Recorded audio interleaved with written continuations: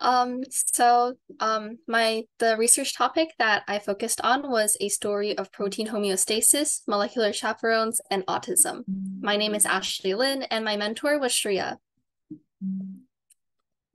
So first of all, I wanted to go over what exactly is neurodiversity.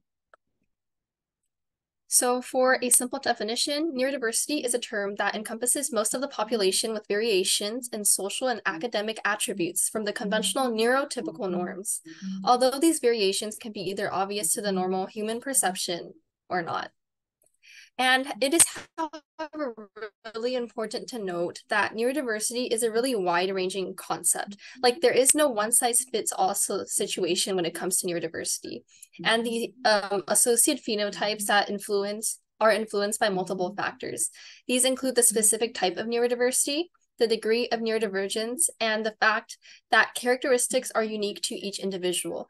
Like a person could have mild autism, or maybe a high level of autism, and there would be a significant difference there. Okay, so next up, what exactly is protein homeostasis?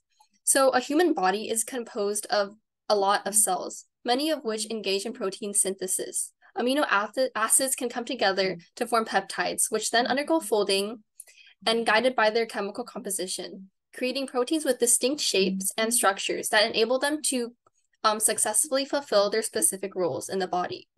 These proteins play pivotal roles in various aspects of the body systems, and within the body, there are many distinct types of proteins, each serving specific functions and roles. However, proteins can sometimes misfold, which renders them unable to function correctly due to factors like genetic mutations, oxidative stress, environmental stress, and in such cases, these proteins are typically sequestered, refolded, or degraded. When there is equilibrium and harmony among these proteins, among protein synthesis, trafficking, and degradation in the body, then we get what is called as protein homeostasis. And in this picture here, you see that when the misfolded proteins and quality control systems are in balance, then you get healthy cells, while if you get a lot of misfolded proteins and a decline in quality control systems, there you get aging and disease, which is what we don't want. So what exactly causes neurodiversity? Well, the medical field has not exactly been able to identify the exact cause of neurodiversity yet.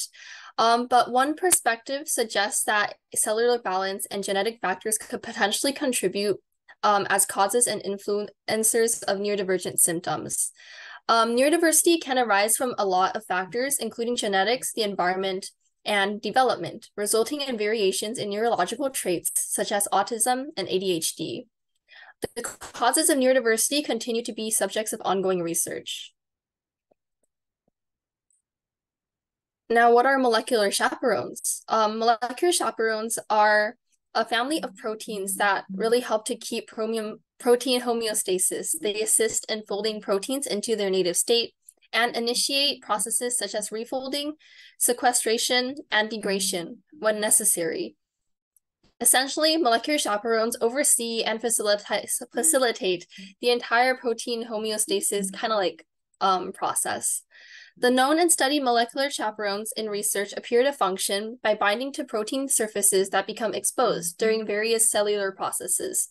They're susceptible to binding with misfolded proteins, which prevents them from deformation of functioning and performing their usual tasks. And in this picture, we kind of see that molecular chaperones are really important in the body systems. Like they really help to make sure the functions and processes of the body really work out. They help with the refolding, the sequestration, and degradation of misfolded proteins, which is really important in order to for the body to function. So the type of neurodiversity that we decided to focus on was autism because neurodiversity, there is a lack of research on such topics, and the most researched one is autism, so that's the one we chose to go with. And we decided to research the specific chaperones that may or may not be the causes of autism. And from a literature review, we found three and decided to focus on these three, which is calreticulin, protein disulfide isomerase A1, and sigma-1 receptor. So this one is this is a 3D crystal model of the calreticulin chaperone, and it is primarily located in the endoplasmic reticulum and the nucleus, where it functions in many types of cellular processes, such as protein folding and potentially transcription regulation. A study investigating brain overgrowth, CD47 overexpression, and the 16p11.2 deletion syndrome revealed a correlation between the calreticulin chaperone located on 16p11.2 and autism spectrum disorder. Individuals with the 16p11.2 deletion often exhibit macrocephaly, which is when a baby's head size is bigger than the norm. And those with the 16p11.2 duplication often exhibits microcephaly, which is when the baby's head is smaller than a normal head. And in a normally functioning living body, the body has specific protocols to manage deletions, duplications, and protein-related issues. However, this balance is not always maintained. Researchers discovered that overexpression of calreticulin is linked to high levels of CD47 expression, and this elevated CD47 expressions make cells unaffected by immunophagocytosis, which is a process that is mostly aimed at trying to reduce calreticulin expression.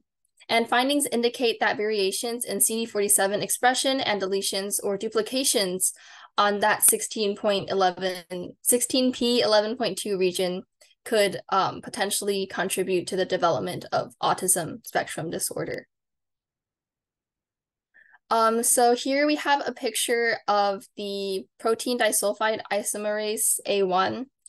It is again a 3D crystal model, and there wasn't as much information presented on this specific chaperone in correlation with autism, but through this model, it was suggested that an overexpression of the protein disulfide isomerase A1 could potentially contribute to an increased risk of autism spectrum disorder. And then next we have the sigma-1 receptor. So the Fragile X syndrome can present as a form of autism spectrum disorder. So it was deemed important by researchers to kind of like study it.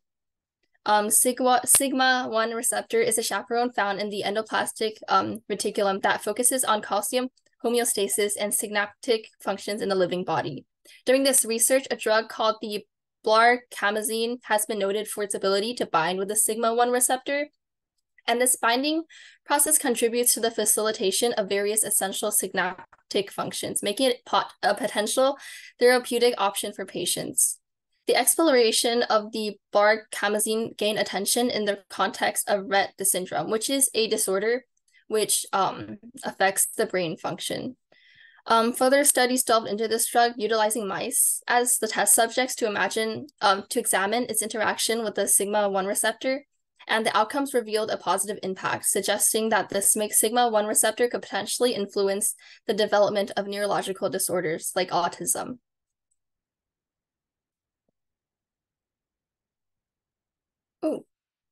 So in conclusion, chaperones play a significant role in maintaining protein homeostasis within the body. Their absence can lead to a deficiency in the system, disrupting essential processes needed to address misfolded proteins. Essentially, chaperones are essential for protein degradation, sequestration, and refolding, all of which are crucial for managing the levels of misfolded proteins. This regulation ensures that misfolded proteins don't adversely impact the overall functioning of the body.